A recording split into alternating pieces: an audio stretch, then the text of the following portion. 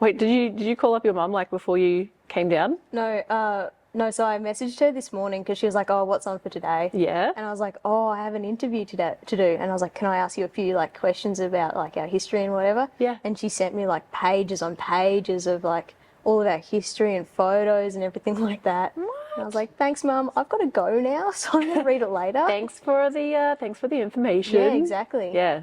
That's awesome. Yeah. Wow. Can you explain a bit about that? Like how you felt like you always knew that? Yeah, so I'm born on a farm, right? So I always felt really connected to the land, more so than the farm. It was something really special, and I really had a deep value of the land and growing from it and just using it for not just making money or whatever, but like using it as our land. Yeah. And so that was really special to me. The team and the media crew let me know that you actually volunteered to come in and do an I was interview. really So keen. thank you. Yeah. That's awesome. They would have appreciated that because that Yep. means that they don't have to chase you up. So kudos. Yeah. So introduce yourself to the fam. Yeah. So I'll kick it off and give it over to you. Okay. Well, I was born in Tassie, always lived in Tassie my whole life. I am a Wiradjuri woman. My great-great-grandmother was actually born on the Warringesta mission. She got sent off to an old girls' school, so she was part of the stolen generation, and then was sort of lost to the family a little bit, and was really put down for, if you think you're Aboriginal, you're not. You are not. A culture of being racist towards Aboriginal people grew because we were so determined to not hide that side of to hide that side of us. Then that was lost in the family that we were Indigenous, and it actually took a lot of generations to be able to overcome that. Yeah. And a lot of generational poverty for us. I guess the value of education really kicked into my mum, and she is my biggest inspiration.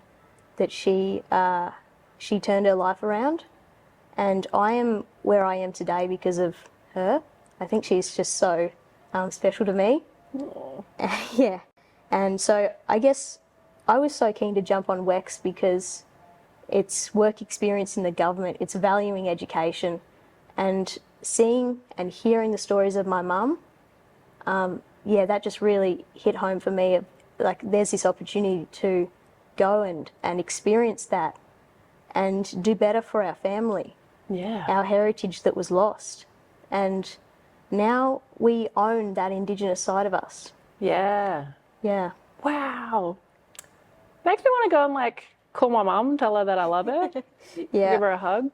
Man, that's super special. Thank you so much for sharing such a, important, and may I say, like, beautifully heartbreaking side of your identity. Yeah. And I'm so glad that not only yourself but your family have been able to embrace who you are as mob. Yeah. And for you to be here today. Yeah. Like, that's so special, man. Thank you. I know. I'm definitely, in Tassie, there's not a lot of opportunities to explore culture. And being as light as I am, people don't see that in me. So getting to come here, being around those people, hearing the language, hearing the words, knowing where we all come from, and knowing that it is inside of me. Yeah, I'm so honoured to be here and to be able to be a part of an Indigenous group. Yeah. Yeah, it's really, really special.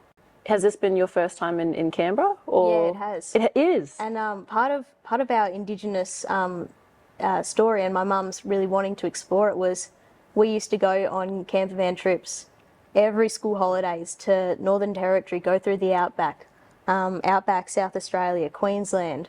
Because of your experience in going to so many of the different states, and I assume you've met so many different people on your travels, how has that helped coming into this environment where you're meeting so many new faces? So it's day 2.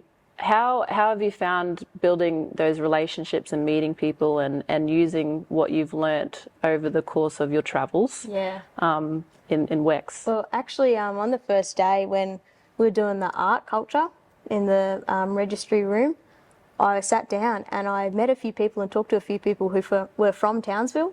And so I was like, that's so special. You know, these are some of the first people I talked to, and they're from that place that I'm so connected to. You get to hear their stories, and because like you said, I've been to a lot of places in Australia.